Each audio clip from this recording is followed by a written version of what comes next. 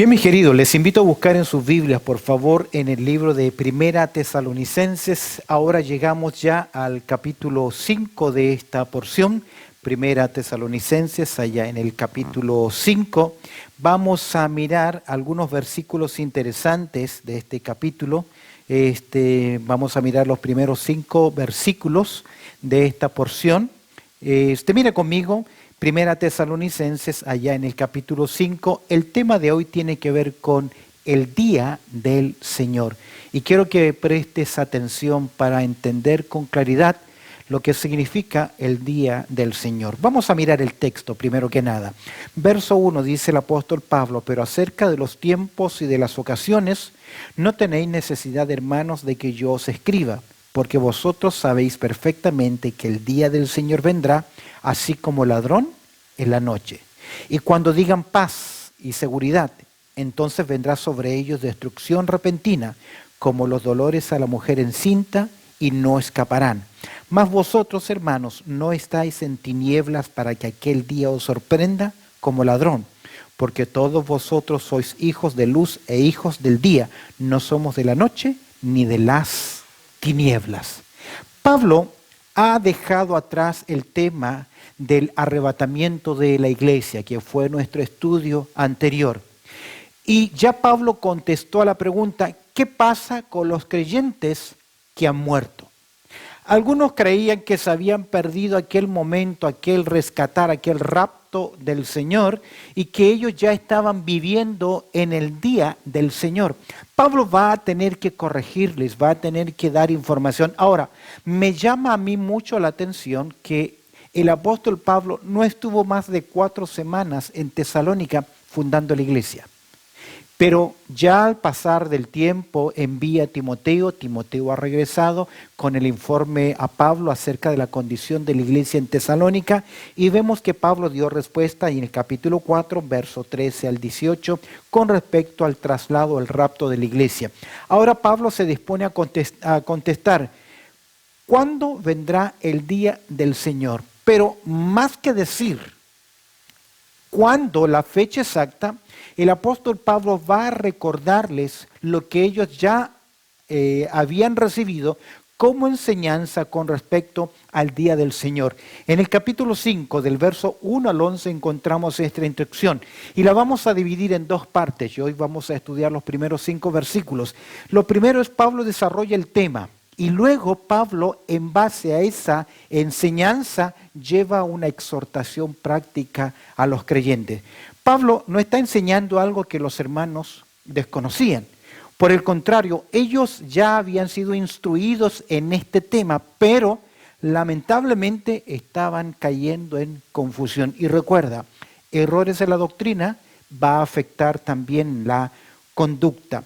Los hermanos sabían que el día del Señor vendría. ¿Cuál sería en forma repentina para el mundo? Ellos sabían que el Señor vendría y sabían de esa venida. Sabían de la venida del Señor. Los hermanos estaban enfrentando un problema de carácter teológico muy práctico, pero no era solamente mera curiosidad. Hoy me parece que hay mucha curiosidad con respecto a este tema, pero esta lucha que ellos están teniendo con respecto al rapto de la iglesia, el día del Señor, son preguntas muy válidas, y los discípulos del Señor Jesucristo también le hicieron a Jesús la misma pregunta. ¿Recuerdas tú cuando hablamos sobre la serie de Mateo 24 y 25 que la razón de ese argumento profético fue la pregunta en Mateo 24, verso 3, que los discípulos le preguntan al Señor: y dinos, ¿cuándo serán estas cosas? ¿Y qué señal habrá de tu venida y del fin del siglo? Aún más, pocos días después, cuando el Señor resucita, en Hechos capítulo 1, verso 6, los discípulos vuelven a preguntarle a Jesús: ¿restaurarás el reino de Israel en este tiempo? Es decir, porque hay mucha necesidad de saber. Los hermanos estaban enfrentando problemas de carácter teológico y ellos se preguntaban: ¿qué dice? Ahora, creo que es muy humano querer descifrar, por así decir, el enigma de los eventos futuros. Usted busca, verán a través de las redes sociales, especialmente en YouTube, que cada predicador, cada iglesia puede presentar su propio calendario profético. Y lamentablemente, si bien es cierto, hoy podemos ver muchos acontecimientos que parecieran preparar el escenario para el desarrollo del gran drama apocalíptico, creo que debemos evitar algo: la escatología especulativa contemporánea. Yo ya escuché a algunos predicadores decir, ahí está el pacto, el tratado de paz que el anticristo va a hacer con la nación de Israel, con la propuesta de Trump hacia el Medio Oriente, hacia los palestinos y hacia los árabes. No lo sabemos, pero muchas veces estos temas se prestan para mucha, como le denomino, escatología especulativa contemporánea. Tomar cositas aquí, noticias acá, ahora vemos el coronavirus, y ya dicen, ves, la Biblia lo está profetizando, se está cumpliendo lo que Dios está diciendo. Es muy fácil ver estas cosas y perder de vista lo más importante. Es por eso que Pablo ya dio corrección con respecto al traslado, al arrebatamiento, al rapto de la iglesia, y le dijo Pablo a los hermanos, ninguno de los que han muerto van a quedar fuera de este gran acontecimiento. Quiero que observes ahora cómo Pablo presenta un contraste entre los creyentes y los incrédulos al mirar los eventos futuros. Mire conmigo, en primer lugar, cómo los hermanos de Tesalónica, los tesalonicenses, tienen conocimiento acerca del día del Señor. Lo vamos a ver en los primeros 3 versículos. Y lo primero que vamos a observar es que ellos saben que los tiempos y las ocasiones son potestad ¿de quién? Solo del Señor. Los discípulos le preguntaron, dinos, Señor, ¿qué señales habrá? Jesús va a decir, los tiempos y las ocasiones, los tiempos y las sazones solamente están en la voluntad ¿de quién? Del Padre Celestial. Mire cómo comienza el apóstol Pablo en verso 1 del capítulo 5. ¿Cómo comienza? Pero acerca de. Y ahí notamos que hay un cambio. Ha dejado atrás el tema del consuelo, del ánimo por la venida, por el rapto de la iglesia. Y el apóstol Pablo va a cambiar el tema porque va a presentar ahora otro concepto importante que los hermanos de Tesalónica conocían. Pero acerca, en primer lugar, de los tiempos y de las ocasiones, dice Pablo, no tenéis necesidad, hermanos, de que yo os escriba. ¿Sabes por qué? Porque Pablo ya les había explicado. Quiero decirles algo cuando tú ves la palabra tiempos. Es interesante, al castellano se traducen 3 palabritas con el término al castellano tiempo, pero que en griego son 3 palabritas completamente diferentes.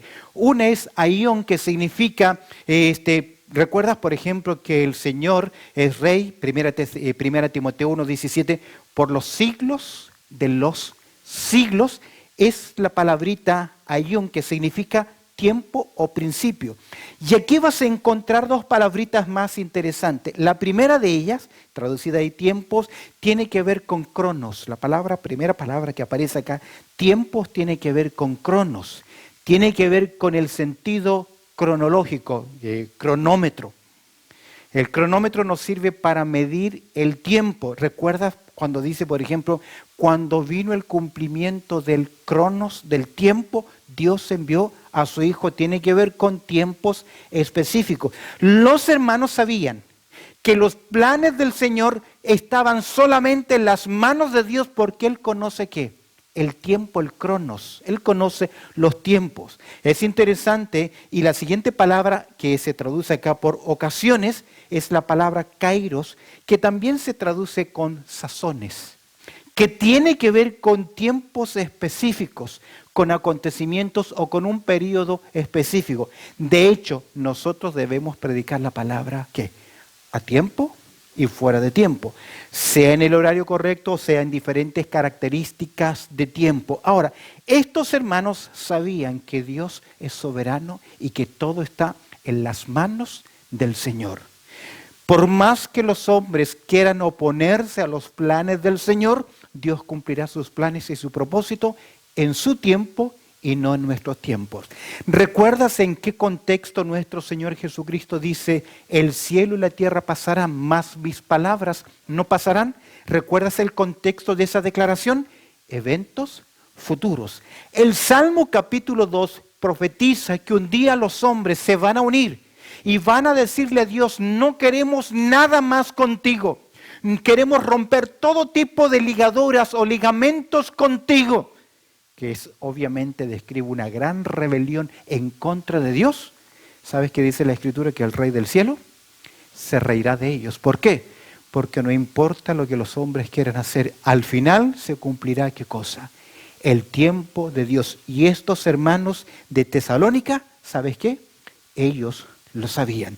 Ahora, un dato interesante, cada vez que se utiliza esa fórmula, los tiempos y las ocasiones, casi siempre tiene que ver con la nación de Israel, más que con la iglesia. En primer lugar, los tesalonicenses tienen conocimiento acerca del día del Señor. Ellos saben que los tiempos, en primer lugar, ellos saben que los tiempos y las ocasiones son potestad, son dominio ¿de quién?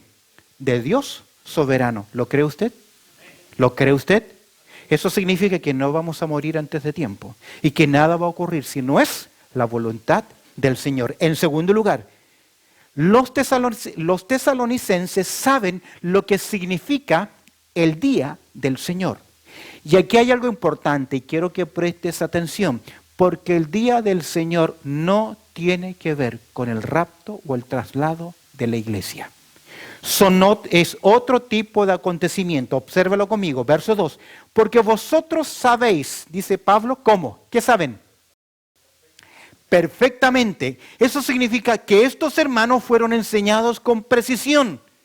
Tienen conocimiento previo. En otras palabras, están claros. Porque vosotros sabéis perfectamente que el día del Señor. ¿Qué dice el texto? El texto dice, vendrá como ladrón en la noche. Quedémonos en primer lugar, los tesalonicenses saben lo que significa el día del Señor. Permíteme decirte algo, esto lo comenta Evis Luis Carballosa. Cada vez que en la Biblia usted encuentra la palabra día acompañado con un dígito, con un digital, significan días literales de 24 horas. Pero cuando no aparece un dígito al lado de la palabra día, puede significar un periodo de tiempo o algunos acontecimientos que tengan que ocurrir. Es interesante que en la antigüedad los profetas hablaron acerca del día de Jehová. El día de Jehová.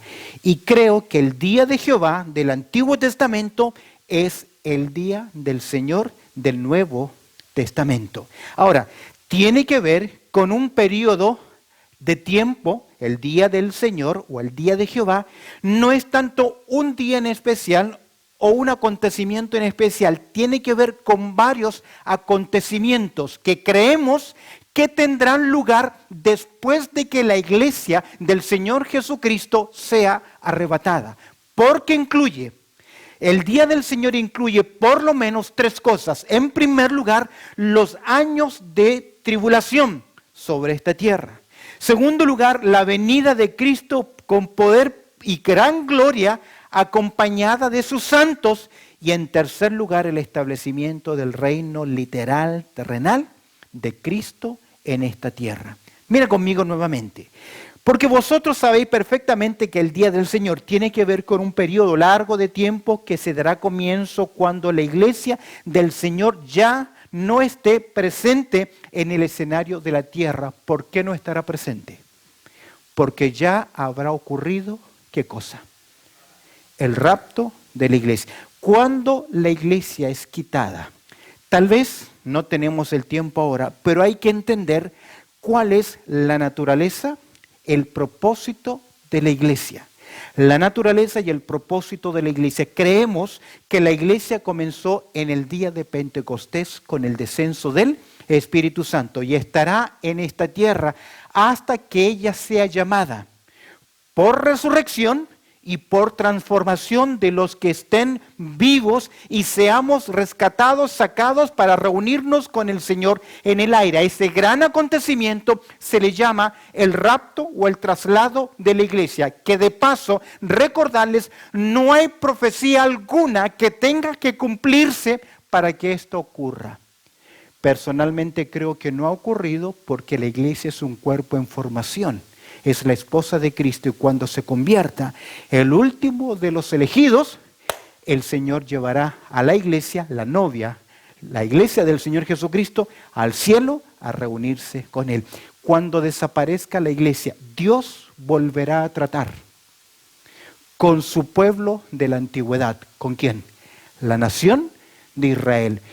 En Romanos capítulo 11, el apóstol Pablo, verso 25 en adelante, dice que ha acontecido en el presente seguir a la nación de Israel. Y por así decir, quedó puesta a un lado, no para siempre. Jesús se lo dijo en Mateo capítulo 23, vuestra casa os será dejada desierta, no para siempre. El texto dice, hasta que digáis, bendito el que viene. Los profetas del Antiguo Testamento previeron este acontecimiento y hablaron del día de Jehová, que en el Nuevo Testamento se le llama el día del Señor. ¿Y qué incluye entonces el día de Jehová o el día del Señor? No incluye el rapto de la iglesia, sino que incluye los años de la tribulación. ¿Qué más? La venida de Cristo con poder y gran gloria acompañada de sus santos y el establecimiento del reino literal terrenal en esta tierra, donde la iglesia será la esposa del rey. ¿Estamos? Ahora, el verso 3 dice, hablando del día del Señor, observe conmigo, cuando digan paz y seguridad, entonces vendrá sobre ellos. ¿Qué vendrá? ¿Qué dice? Destrucción repentina, como los dolores a la mujer encinta, y no escaparán. ¿Por qué? Porque el día del Señor tiene que ver con un tiempo comienza con un tiempo de tribulación. Ahora, mire conmigo. Hemos dicho entonces que los hermanos de Tesalónica conocían acerca del acontecimiento del día del Señor. Ellos saben que los tiempos y las ocasiones son potestad del Señor. Hemos dicho en verso 2 que los tesalonicenses saben lo que significa el día del Señor. Repito, el día del Señor no es el rapto de la iglesia. Eso es un acontecimiento posterior al rapto o el traslado de la iglesia. En tercer lugar, los tesalonicenses saben que el día del Señor vendrá repentinamente. Observa conmigo al final del verso 2. Los tesalonicenses saben que el día del Señor vendrá repentinamente. Primero, al mirar el verso 2, segunda parte, será repentino. ¿Vendrá cómo? Como ladrón en la noche. He oído a muchos predicar y decir que el rapto de la iglesia es como ladrón en la noche. No, queridos, estamos hablando del día del Señor. Yo sé que hasta apareció una película que hablaba del rapto de la iglesia como ladrón en la noche. No es la analogía. La analogía de ladrón en la noche, de acuerdo a este símil que vemos acá, tiene que ver con el día del Señor. ¿Cuándo comienza el día del Señor? ¿Cuándo comienza? Después de que la iglesia es arrebatada, porque comienza con el tiempo de la tribulación. Mejor traducido sería, la idea del texto es vendrá, sino viene. La figura usada como ladrón en la noche recalca el hecho que será inesperado, sorpresivo, sobre personas no preparadas. Estos son personas incrédulas, porque se entiende que el creyente siempre debe estar preparado para cuando venga su Señor. Por favor, no confundir con las 10 vírgenes. Las vírgenes ahí no representan a la iglesia, representan a los que acompañan a la novia en el reino. Es interesante que en Mateo capítulo 24, verso 43, nuestro Señor Jesucristo usó esta misma analogía. En verso 43 dice, pero sabed esto, que si el padre de familia supiese a qué hora el ladrón habría de venir, velaría y no dejaría minar su casa. El ladrón no anuncia que va a venir, sino que viene. Ahora, durante el tiempo de la tribulación, la gran mayoría de las personas serán engañadas. Por lo tanto, serán incapaces de ver lo que es el día del Señor. Permíteme mostrar un versículo más que habla sobre el día del Señor. Segunda de Pedro, capítulo 3, verso 10, en el cual describe la llegada del juicio. Mira conmigo. Segunda de Pedro, capítulo 3, verso 10. Pero el día del Señor vendrá como ladrón en la noche, en el cual los cielos, ¿qué? Pasarán con gran estruendo y los elementos ardientes serán deshechos y la tierra y las obras que en ellas hay serán, ¿qué? Quemadas. Te das cuenta que el día del Señor, como ladrón en la noche, no tiene que ver con bendición, ser sacados, liberados, sino que tiene que ver con ¿qué? Con juicio y destrucción. Los tesalonicenses saben que el día del Señor vendrá repentinamente. Será primero repentino y en segundo lugar, observa el verso 3. Será desconcertante, pero ¿para quién? No para los creyentes, porque los creyentes ya no estarán en esta tierra. Por lo tanto, ningún creyente está esperando la venida del Señor como ladrón en la noche, sino que describe el accionar o la actitud de los inconversos frente a los planes soberanos del Señor. Observa ahora el verso 3. Será desconcertante cuando ¿qué? En ese tiempo del día del Señor, ¿qué van a decir? Cuando digan ¿qué? Paz y seguridad. Aquí hay un mensaje completamente opuesto a la realidad de las condiciones. Es decir, la media está engañando. Cuando digan paz y seguridad, ¿qué dice el texto? Entonces vendrá sobre ellos destrucción repentina. Ahora, observa conmigo, cuando digan son ellos y seguridad, entonces vendrá ¿sobre quién? Sobre ellos. No sobre los creyentes, no sobre nosotros. ¿Por qué? Porque se marca algo y al final del texto dice, ¿y no qué? ¿Escaparemos? Escaparán. ¿Por qué? Porque Pablo está sentando la diferencia entre el creyente que está preparado para el traslado de la iglesia y los inconversos que no tienen idea. Cuando digan paz, hay un gran paralelismo con las enseñanzas de nuestro Señor Jesucristo y quiero mostrarles dos textos ahí en Mateo capítulo 24, dos paralelismos interesantes. En primer lugar, Mateo 24, 11, mira lo que dijo el Señor hablando del tiempo de la tribulación, del comienzo del día del Señor. ¿Qué dijo el Señor? Y muchos falsos profetas se levantarán. ¿Y qué dice el texto? Y engañarán a muchos. A muchos. Es decir, que durante el tiempo de la tribulación habrá notoriamente un engaño. ¿Sabes que va a haber un líder que engañará? Que es el falso Cristo, llamado el anticristo con su comitiva, el falso profeta, al punto que engañará a la nación de Israel porque los hará regresar para que celebren en Jerusalén, en Israel, cultos o sacrificios a Dios, porque hará cesar el sacrificio a la mitad de la semana. ¿Qué dijo el Señor? Y muchos falsos profetas se levantarán. ¿Y qué va a ocurrir? Y engañarán a muchos. ¿Por qué? Porque están en tiniebla. Porque no están preparados. Y a ellos estos acontecimientos vendrán repentinamente y serán desconcertados porque estarán escuchando por la media. Hay paz, estamos bien, no hay problema, todo tranquilo. ¿Y la realidad qué? Es otra. Observa capítulo 24, verso 24. Jesús dice ahí, porque se levantarán, ¿qué cosa? Falsos cristos y falsos profetas. Y mira lo que agrega. Y harán grandes señales y prodigios.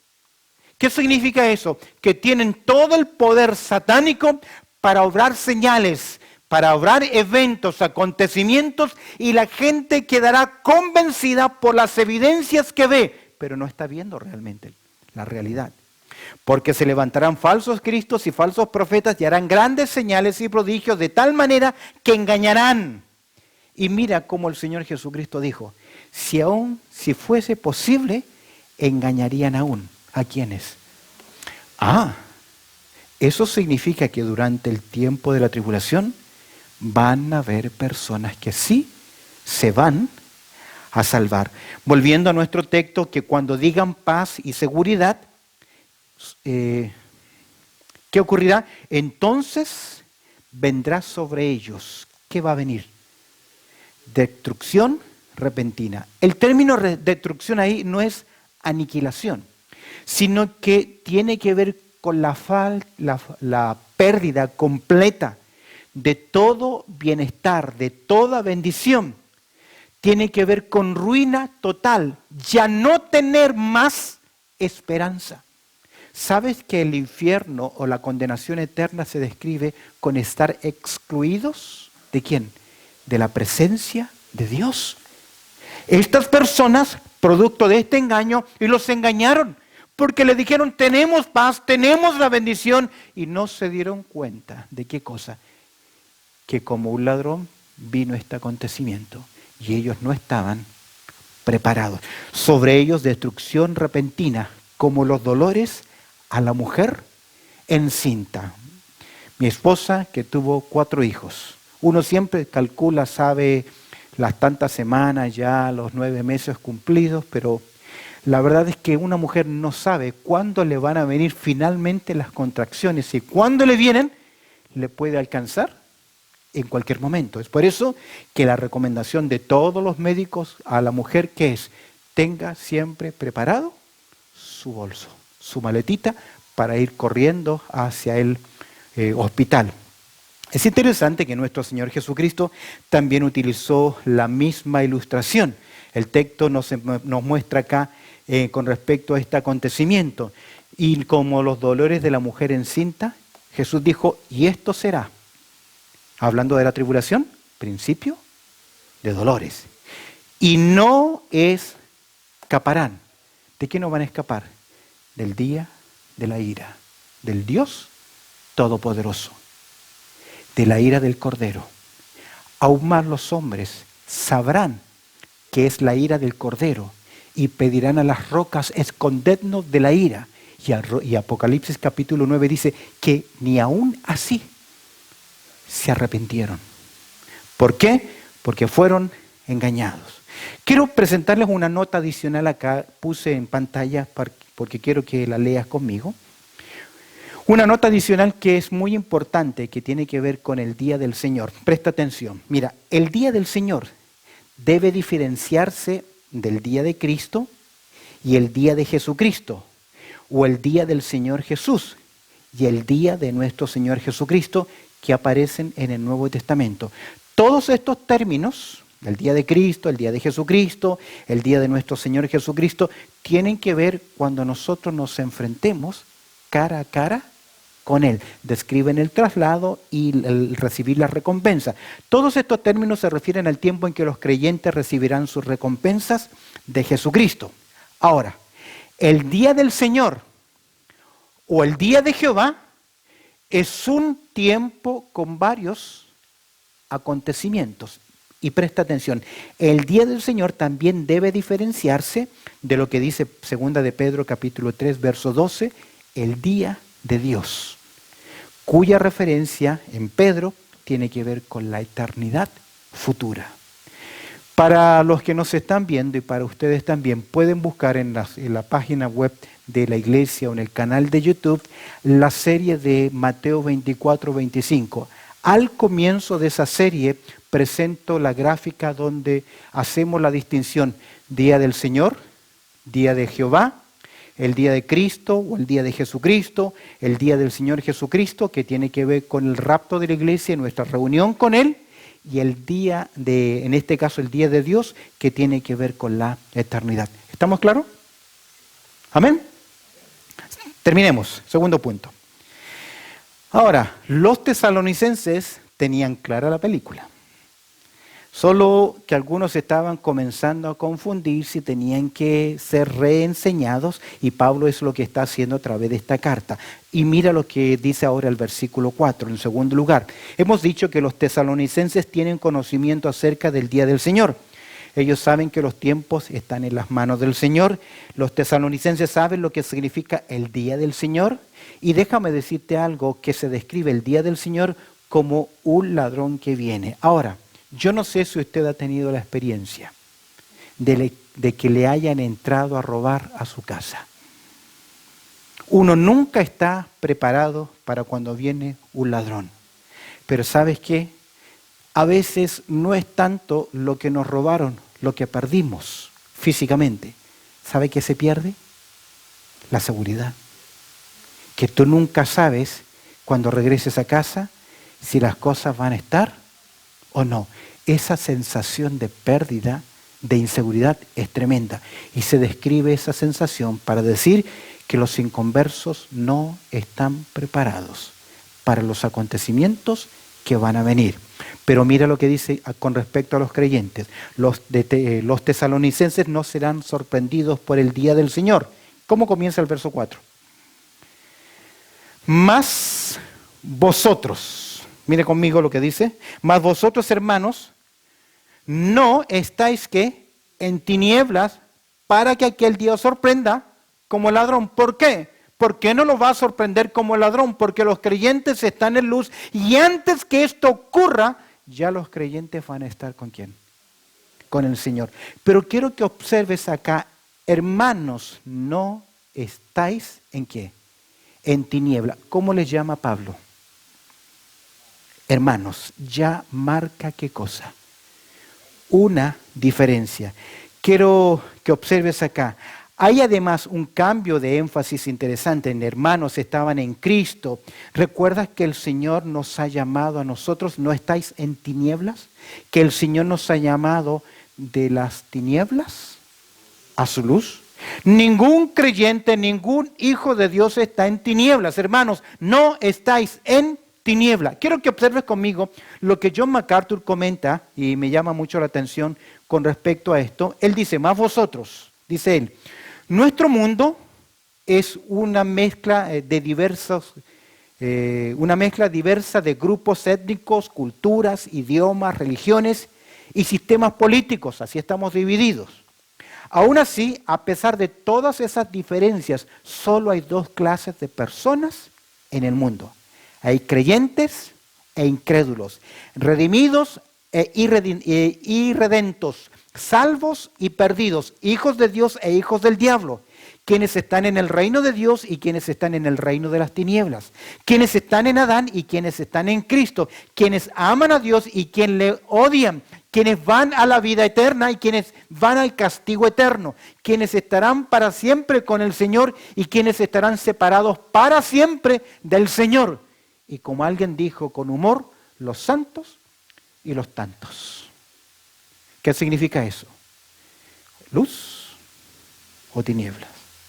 O estamos en el Señor o estamos sin el Señor, sin esperanza. Es por eso que los de Tesalónica no serán sorprendidos por el día del Señor. ¿Por qué? Más vosotros. ¿Qué sabían los hermanos? Los hermanos de Tesalónica no están en tinieblas. Mira, en primer lugar, hermanos, no estáis en tinieblas. En las Escrituras, tinieblas, ¿qué significa?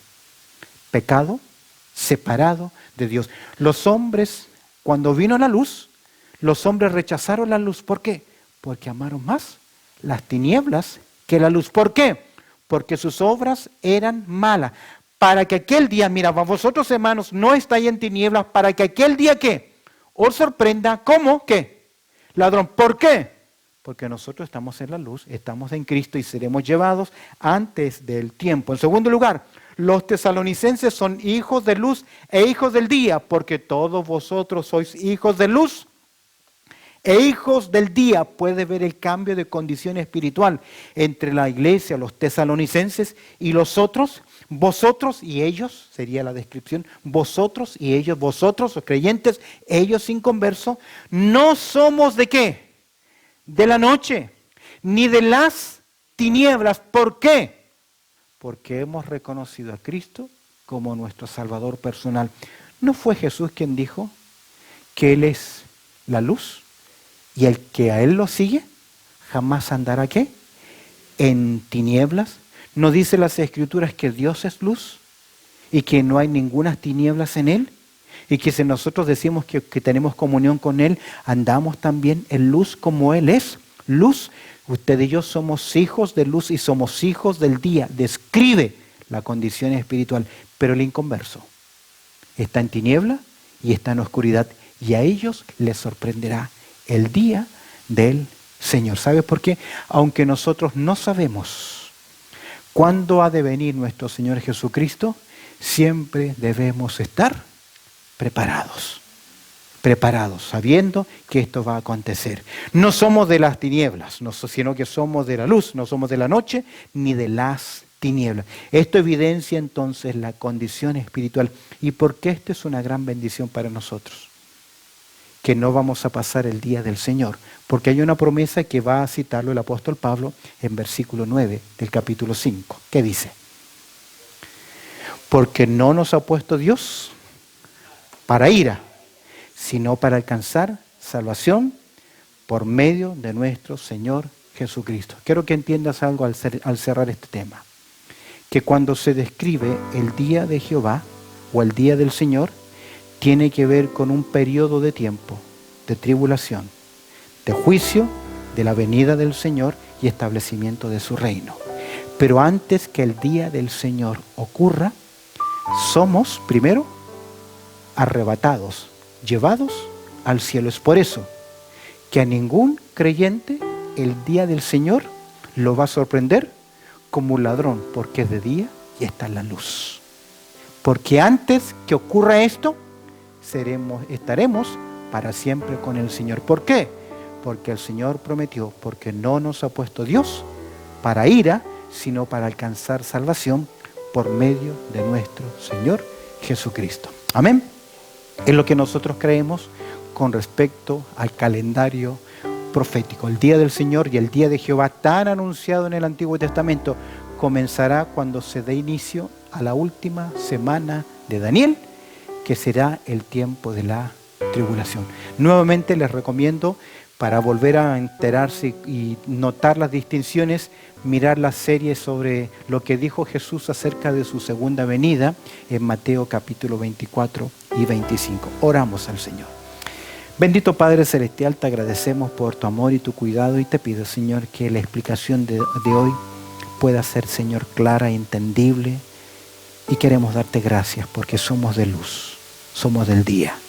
Y ese acontecimiento tan terrible como el día del Señor o el día de Jehová, que ha de venir sobre esta tierra y que aún Jesús nos anuncia, que si aquellos días no fuesen acortados, nadie sería salvo. Te agradecemos porque tenemos una promesa preciosa, que tú nos librarás de la ira de aquel día, de ese juicio, sino que seremos rescatados por traslado, por resurrección, y te agradecemos por esa promesa que tenemos. Te pido que tú añadas tu bendición y convicción, Señor, y que tal vez traigas un poco más de luz sobre el significado y la comprensión de los eventos futuros. Te damos gracias orando a través del precioso nombre de Cristo Jesús. Amén y amén.